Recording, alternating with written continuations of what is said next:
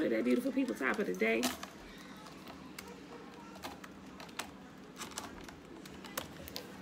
Been swabble. Excuse my extreme tardiness this morning. We getting started at 8 o'clock because sis overslept. I ain't gonna lie to y'all. I completely overslept. I ain't heard the first alarm go off. Meaning, I was extremely tired. I don't ever sleep through an alarm. Alright, so I guess my body took its rest. Let's see. Let's go ahead right in here. Go ahead and get started. Tiffany, hey girl, hey. Alright, y'all. Today we are in Hosea 9, 10, and 11. Well, hello. I was just explaining to Tiffany that my body took its rest. I must have been extremely tired because I ain't heard the first alarm going off. That's why we late today. I overslept. That's my truth today. It is day 226. God, I must have, because I don't ever sleep through an alarm. I don't ever sleep through my alarms. So I've been up studying for the certification. Like, oh my gosh. I'm trying to get this test taken tomorrow, but I got to pace myself. So, okay. All right, y'all. Today it is Saturday, August the 15th, 2020, day 226. And like I just said, we are reading Hosea 9, 10, and 11. All right.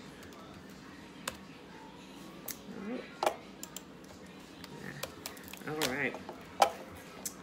O people of Israel, do not rejoice as other nations do, for you have been unfaithful to your God, hiring yourselves out like prostitutes, worshiping other gods on every threshing floor. So now your harvest will be too small to feed you. There will be no grapes for making new wine. You may no longer stay here in Yahuwah's land. Instead, you will return to Egypt, and in Assyria you will eat food that is ceremonially unclean. There you will make no offerings of wine to Yahuwah. None of your sacrifices there will please him. They will be unclean, like food touched by a person in mourning. All who present such sacrifices will be defiled. Listen, remember yesterday when I told you, sometimes when people, they start returning to Yah, returning to his law, statutes, and commands, they start talking about the sacrifice, so we need to do sacrifices. No, it tells you right here that when you're in the land of your captivity, you are not to do them. We're in the land of our captivity. It is suspended. There is not even a temple, so we cannot do sacrifice. He said, matter of fact, if you try it, it's going to be considered unclean, and Yahuwah will not accept it. I'm going to read that again, just in case y'all missed it. Verse 3.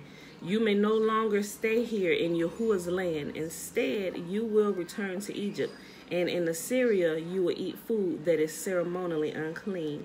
There you will make no offerings of wine to Yahuwah. None of your sacrifices there will please him. They will be unclean, like food touched by a person in mourning. All who present such sacrifices will be defiled. They may eat this food themselves, but they may not offer it to Yahuwah.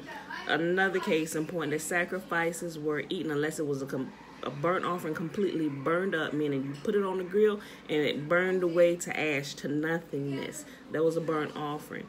But he said, you may eat these. Yahuwah just said, he said, you may eat these yourselves, meaning the sacrifices or food that is being cooked. He said, you may eat it yourselves, but don't offer me none. That's what he just said. I'll read that again. I'll read all the four again. Listen. There you will make no offerings of wine to Yahuwah. None of your sacrifices there will please him. They will be unclean, like food touched by a person in mourning. All who present such sacrifices will be defiled. They may eat this food themselves, but they may not offer it to Yahuwah. What then will you do on festival days? How will you observe Yahuwah's festivals? Even if you escape destruction from Assyria, Egypt will conquer you, and Memphis will bury you. Nettles will take over your treasures of silver. Thistles will invade your ruined homes. The time of Israel's punishment has come. The day of payment is here. Soon Israel will know this all too well. Because of your great sin and hostility, you say, the prophets are crazy, and the inspired men are fools. The prophet is a watchman over Israel for my God. Yet traps are laid for him wherever he goes. He faces hostility even in the house of Yahuwah. The things my people do are as depraved as what they did in Gibeah long ago. Yahuwah will not forget. He will surely punish them for their sins.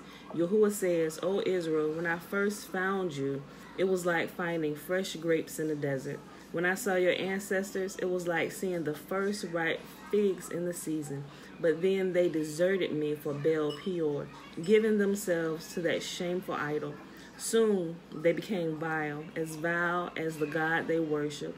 The glory of Israel will fly away like a bird, for your children will not be born or grow in the womb or even be conceived. Even if you do have children who grow up, I will take them from you. It will be a terrible day when I turn away and leave you alone. I have watched Israel become as beautiful as Tyre, but now Israel will bring out her children for slaughter. O Yahuwah, what should I request for your people? I will ask for wombs that don't give birth and breasts that give no milk. Yahuwah says, all their wickedness began in Gilgal. There I began to hate them. I will drive them from my land because of their evil actions. I will love them no more because all their leaders are rebels. The people of Israel are struck down, their roots are dried up, and they will bear no more fruit. If they give birth, I will slaughter their beloved children. My God will reject the people of Israel because they will not listen or obey. They will be wanderers and homeless among the nations. Isn't that the state of the Negro people today? Wanderers or homeless among the nations, have no home. Where do you come from? Still trying to figure out where we come from. Everybody else can be tracked back to somewhere. I mean, we're learning now. We know, but that's our fault. Hosea chapter 10. How prosperous Israel is, a luxuriant vine loaded with fruit. But the richer the people get, the more pagan altars they build. The more bountiful their harvest, the more beautiful their sacred pillars. The hearts of the people are fickle. They are guilty and must be punished. Yahuwah will break down their altars and smash their sacred pillars. Then they will say, we have no king because we didn't fear Yahuwah. But even if we had a king, what could he do for us anyway? They spout empty words and make covenants they don't intend to keep. So injustice springs up among them like poisonous weeds in a farmer's field. The people of Samaria tremble in fear for their calf idol at Beth Aven, and they mourn for it. Though its priests rejoice over it, its glory will be stripped away. This idol will be carted away to Assyria, a gift to the great king there. Ephraim will be ridiculed, and Israel will be shamed, because its people have trusted in this idol. Samaria and its king will be cut off. They will float away like driftwood on an ocean wave. In the pagan shrines of Avon, the place of Israel's sin will crumble. Thorns and thistles will grow up all around their altars. They will beg the mountains. Yes, baby girl, go put that back. I can't. Yes, you can. Go put it back. Go put it back. Why do you help me? I'll help you in a minute, but you go put it back. Thank you. They will beg the mountains, bury us, and plead with the hills, fall on us.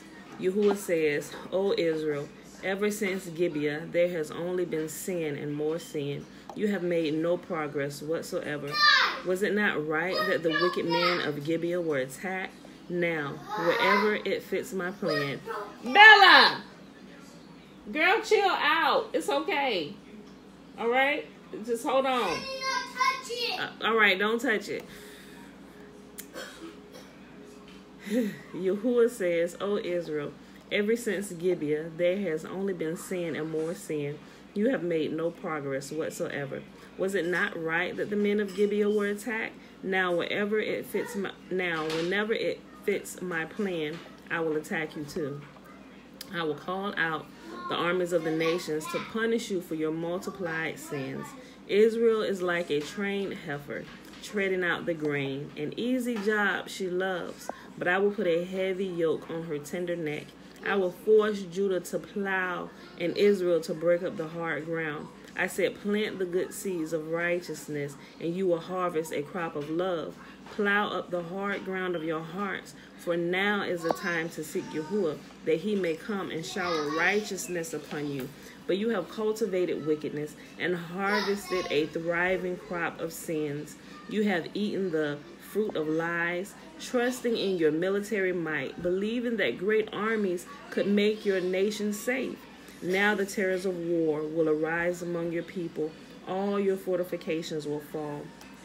Just as when Shalman destroyed Beth Arbel, even mothers and children were dashed to death there. You will share that fate, Bethel, because of your great wickedness. When the day of judgment dawns, the king of Israel will be completely destroyed. Last chapter for today, y'all. Hosea chapter 11. When Israel was a child, I loved him. Another case in point, real quick. You know how when it talks about, when it refers to Israel, the entire nation of Israel, as a son, Yahuwah refers to them in a singular form, which today in the wrong teaching, it's taught like it's one person. No, he said his son is Israel. Listen, right here, case in point is another place. When Israel was a child, I loved him and called my son out of Egypt. Who did he call? Did he call one person out of Egypt? He said, my son is Israel. And when Israel was a child, I loved him and I called him out of Egypt. No, he brought an entire nation out of Egypt, not one person. So the way it's been taught in singular form today in the church is completely wrong. He's always been talking about an entire nation of people. He didn't call one person out. He called all of us out. So he refers to us as his son in the singular form, but he's talking about the whole of us, right? Those of us who are as many as even more numerous, as the sand on the seashore, right? Listen. When Israel was a child, I loved him, and I called my son out of Egypt. But the more I called to him, the farther he moved from me, offering sacrifices to the images of Baal and burning incense to idols. I myself taught Israel how to walk, leading him along by the hand. But he doesn't know or even care that it was I who took care of him. I led Israel along with my ropes of kindness and love. I lifted the yoke from his neck, and I myself stooped to feed him. But since my people, listen right there, see how it goes back? He said, but since my people, was just saying my son. He said, but since my people refuse to return to me, they will return to Egypt and will be forced to serve Assyria. War will swirl through their cities. Hey, stop that banging! War will swirl through their cities. Their enemies will crash through their gates. They will destroy them, trapping them in their own evil plans. For my people are determined to desert me. They call me the Most High, but they don't truly honor me. Oh, how can I give you up, Israel?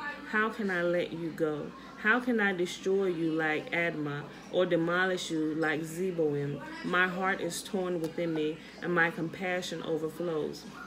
No, I will not unleash my fierce anger. I will not completely destroy Israel, for I am Yahuwah and not a mere mortal. I am the Holy One living among you, and I will not come to destroy. For someday the people will follow me. I, Yahuwah, will roar like a lion, and when I roar, my people will return trembling from the west. Like a flock of birds, they will come from Egypt. Trembling like doves, they will return from Assyria, and I will bring them home again, says Yahuwah. Israel surrounds me with lies and deceit, but Judah still obeys Yahuwah and is faithful to the Holy One. And that, my beautiful people, is our reading for today. That was Hosea 9, 10, and 11, and it cut it off again in a crazy spot because we know, remember, originally this was just one long letter, but they broke it up for the ease of our reading and understanding and being able to go right to a place. They broke it up with chapters and verses. So we'll continue this tomorrow. So I hope you all enjoy your Saturday. I would say I'm going to go back to sleep, but I'm not. I took my rest long enough today, and I'm probably going to open up my books and keep studying again. All right, so it is Saturday, August the 15th, 2020, day 226 of reading through the books of the law and prophets, also known as the Old Testament, right? So let's go ahead and do the blessing, which is found in Numbers chapter 6, verses 22 through 27. And Yahuwah spoke unto Moses, saying, Speak unto Aaron and unto his sons, saying, On this wise ye shall bless the children of Israel, saying unto them, May Yahuwah bless us and keep us. May Yahuwah make his face to shine upon us and be gracious unto us. May Yahuwah lift up his countenance upon us and give us his peace. And they shall put my name. Whose name? Yahuwah's name. Only Yahuwah's name, not multiple names. The one and only name of the Most High, Yah. And they shall put my name upon the children of Israel. Who is Israel? Israel, the whole of us, the whole nation of people is his son. Israel is Yahuwah's son. We are Yahuwah's son. And they shall put my name upon the children of Israel, and I will bless them. Yahuwah will bless us. Yahuwah will bless his son. Yahuwah will bless us. He's our father. We are his son. The whole nation of us, not one person singled out. It's the entire nation of us. We are his son. We are his son walking in the earth. I love you all. And I see you bright and early, on time in the morning, 7:30. Peace.